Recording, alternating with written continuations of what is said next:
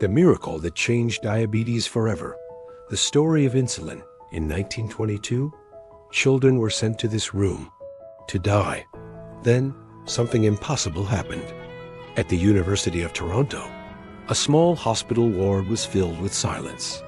Children lay unconscious in their beds, slipping deeper into diabetic coma caused by ketoacidosis. Doctors had exhausted every option.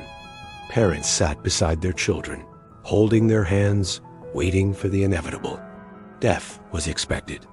Hope was not. Then, 3 desperate scientists walked into the room. Dr. Frederick Banting, his young assistant Charles Best, and the biochemist James Collip moved quickly from bed to bed. In their hands were syringes filled with an experimental substance, something never before proven to work in humans. They called it insulin. No one knew if it would work. No one knew if it was safe. As they injected the last child in the ward, something extraordinary happened. The first child who had received the injection began to wake up. Slowly, one by one, children opened their eyes. They were coming out of their comas. Parents stared in disbelief. Then came tears, then applause. A room filled with death and despair suddenly became a place of joy and hope. It was one of the most astonishing moments in the history of medicine. In the early 1920s, Frederick Banting and Charles Best discovered insulin under the supervision of the Scottish physiologist John MacLeod at the University of Toronto. With the crucial help of James Collip, insulin was purified, making it safe for human use. In 1923, Banting and MacLeod were awarded the Nobel Prize in Physiology or Medicine for their work. Before insulin, diabetes was essentially a death sentence. Patients were treated with extreme starvation diets. These diets could delay death, but only briefly and at a terrible cost. Children suffered the most. They became weak, emaciated, and slowly faded away. Insulin changed everything. When news of insulin's success reached the press in early 1922, the Toronto team was overwhelmed with desperate requests from families around the world. But there was a problem. Insulin production was extremely limited. Only the most severe cases could be treated. During the spring and summer of 1922, gravely ill diabetic patients, especially children, traveled to Toronto as private patients of Dr. Banting, hoping for a chance to survive.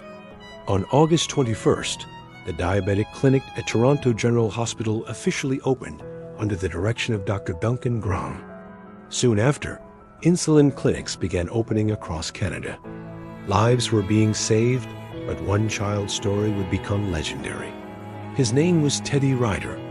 Teddy was just 5 years old when he became one of the earliest patients to receive pancreatic extract. By the spring of 1922, his condition was critical.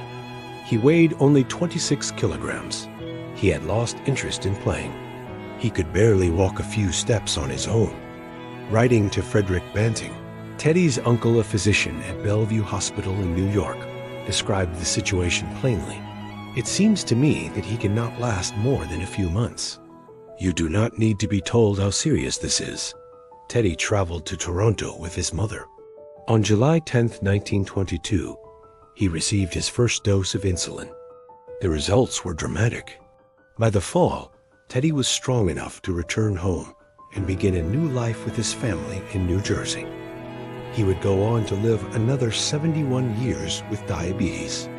The following year, Teddy, now 6 years old, wrote a letter to Frederick Banting. "I wish you could come to see me. I am a fat boy now and feel good. I can climb a tree." Teddy Ryder was one of the millions of lives saved and transformed by insulin. What began as a desperate experiment in a silent hospital ward became one of the greatest medical breakthroughs of all time. And it all started with a few scientists who refused to accept that nothing could be done. And this is just one drop in history. If you enjoyed this story, subscribe to Drop in History for more amazing history every week. See you in the next video.